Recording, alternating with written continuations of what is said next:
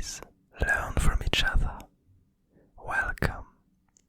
Today's doodle was based on the word repel, and for this peculiar word, I thought it might be interesting to come back to a character that we've seen kind of a long time ago first appear in the Abyss Garden. This character, from which we have no name and no peculiar origin, was first introduced in the doodle for the word calm, I believe. And in it, we found it being quite an observant and seemingly curious being. In the following doodle, in which we saw it, we found it encountering this piece of the abyss that was seemingly frightened by it and tried to protect itself, showing itself to be extremely large and threatening. But our friendly character ended up only staring at it, looking deep into its eye, and seemingly trying to understand it, trying to make sense of it. And we kind of got an interesting piece of its psyche during this doodle, in which we discovered that this character was seemingly extremely interested by the unknown, and more curious than anything.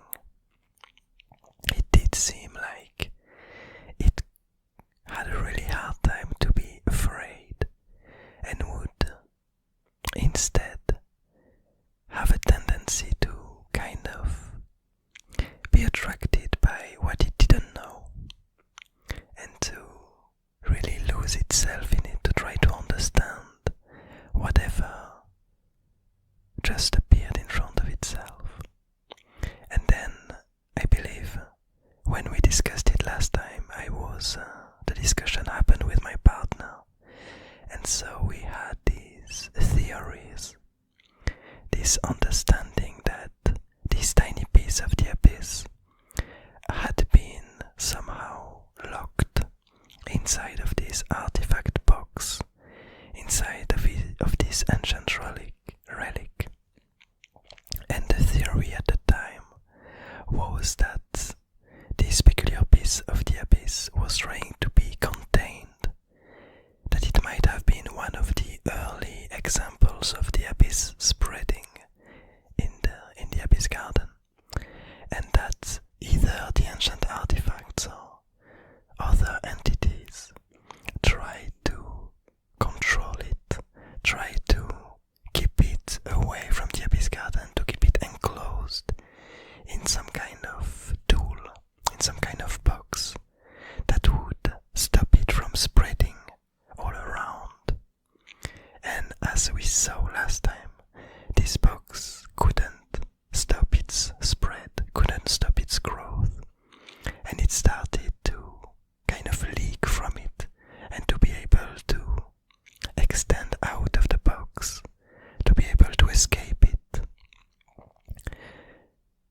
But something that was particularly interesting from my point of view is that we also realized that despite the fact that this piece of the abyss had been able to escape its trap, escape this artifact box, it didn't flee from it.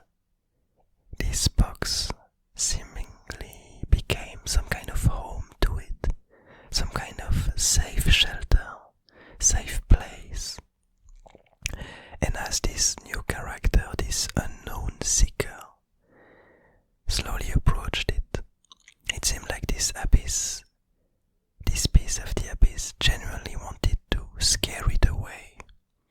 It didn't necessarily want to harm it. All it wanted to do was to keep it away from the box.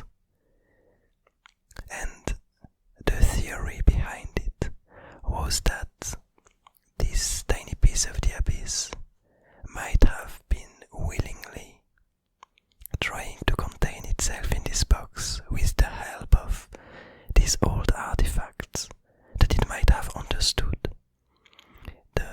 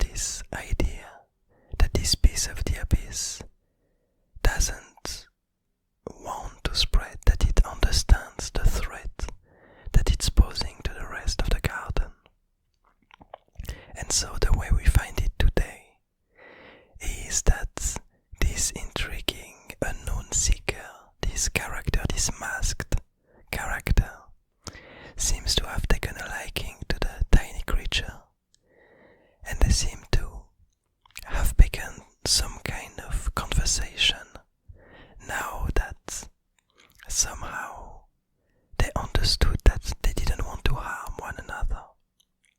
And once the abyss understood that this tiny creature didn't feel threatened but mostly curious, now we find themselves kind of almost cuddled together, having some kind of conversation with one another. And a link to the word of the day, which is repel. What we can observe is that as they're having this mental conversation, this game of looks and facial emotions, we see the tiny abyss creating this aura around the masked creature, around them both. This aura of protection to keep them safe, to create some kind of shelter away from the rest of the garden. Some kind of wall of illusion that would repel any other creature from coming towards them as they're having this conversation. And something else that we discussed last time with my partner was that it's quite possible that this masked creature has something in common with this piece of the abyss, in the sense that it might not know exactly where it comes from itself.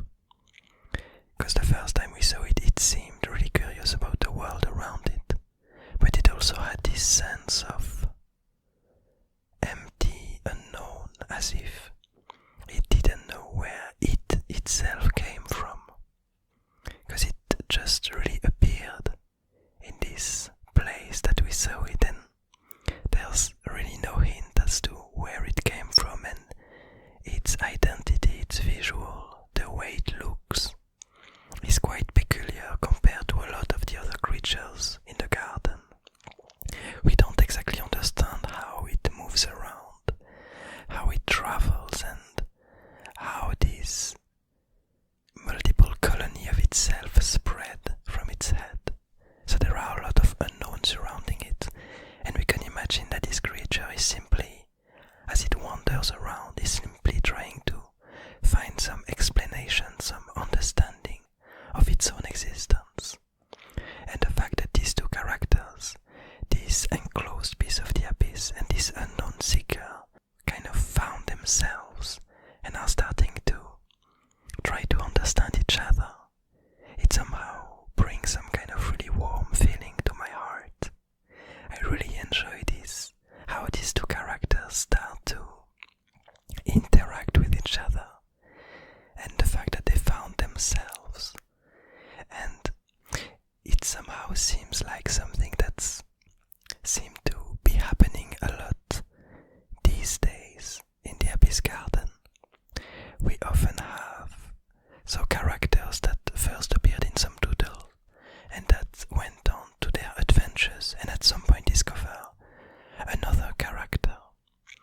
And it seemed to happen more often that these characters start to bond with each other and to kind of decide to spend some time together, to follow a similar path that each of them individually wouldn't have followed, but because they ended up meeting each other and start to bond with each other, we see them kind of influencing each other's life, each other's future, each other's pathways. A bit like we can imagine that's gonna happen, and we saw yesterday with the word mercy, where we saw the gunslinger